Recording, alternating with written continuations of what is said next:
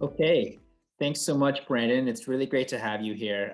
I've been in this business for 4 years now, if you can believe it. I've been in programmatic out of home for 4 years, with Broadsign for 2 of those years. And finally, I get to sit down and have this conversation with you from Outfront Media. So why don't you introduce yourself and we'll get going.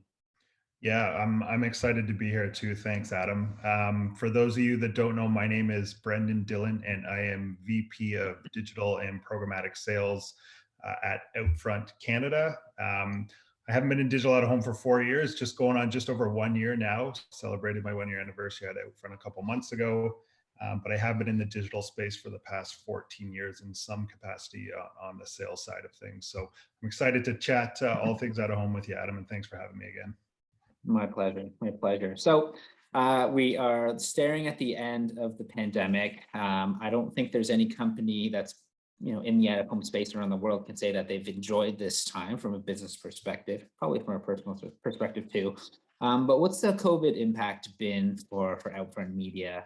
And how are you guys feeling now that we're nearing its end?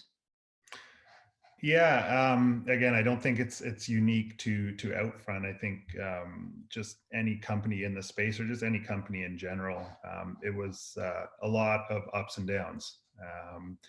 For us specifically, we weathered the storm. A lot has changed over the last year, no doubt. Just mobility patterns, routines. People are still out and about and they're doing things, but maybe their routines have changed, their distance of travel have changed, patterns have changed. So still extremely bullish on out of home, be it static, digital out of home, programmatic, going into the future. There's, as you I'm sure will agree, there's a ton of pent up demand. Just everyone's kind of chomping at the bit, waiting to get outside once all the restrictions are lifted in different areas across Canada. So I think as a media supplier, I think we'll be able to capitalize on that. And partnerships like we have with Broadsign Reach will help us monetize our supply and get access to other clients and other demand that we're just currently not seeing. So excited and bullish for the months and years ahead. And I think we're out of the worst part of the storm. Definitely had a lot of learnings too from this past year that I think we'll be able to apply moving forward to help our business succeed even more. I'm glad you touched on the mobility piece.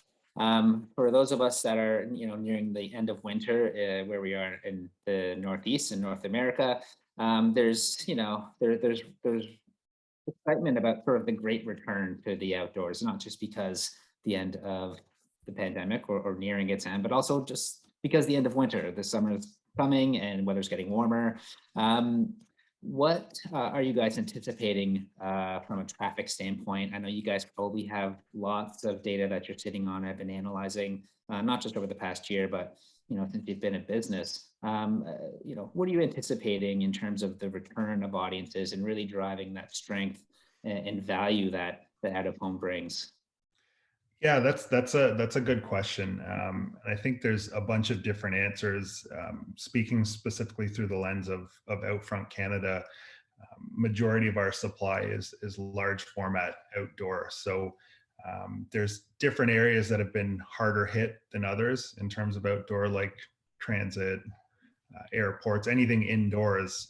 It's been tough over the last year. We're fortunate that again most of our assets are outdoors. A lot of areas, it's really differs by region and by city. There were more stringent lockdowns in certain areas of Canada than others. Like Toronto, obviously we're in probably the tightest lockdown out of all of Canada.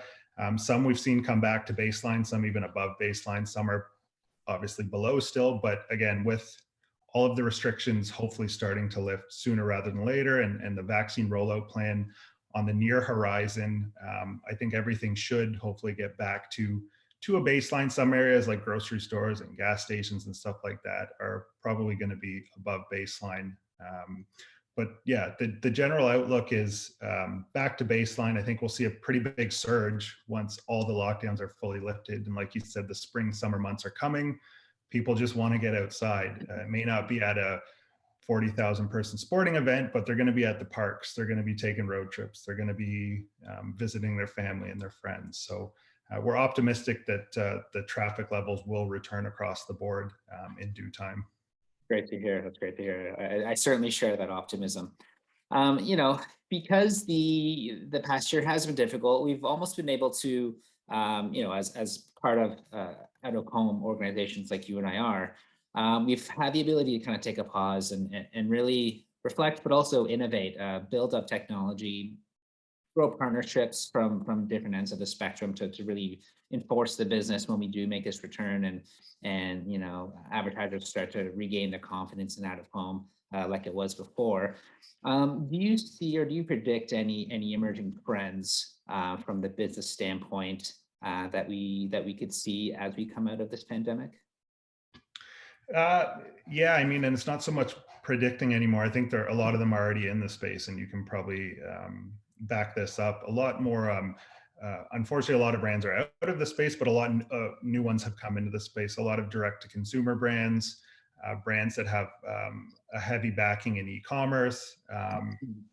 A lot of the like food delivery brands, like the DoorDashes, the HelloFreshes of the world, obviously they've been flourishing over the last 12 to 14 months. So that's kind of what we're seeing from our end. I'm sure a lot more are going to pop up, but I think it speaks volumes to the strengths of out of home and how it complements so many other forms of media. I think a lot of these brands were probably already playing in the digital space or the social space or search or what have you, or connected TV. And they're starting to kind of open their eyes and realize that the power of this medium, how big and bold and efficient it is.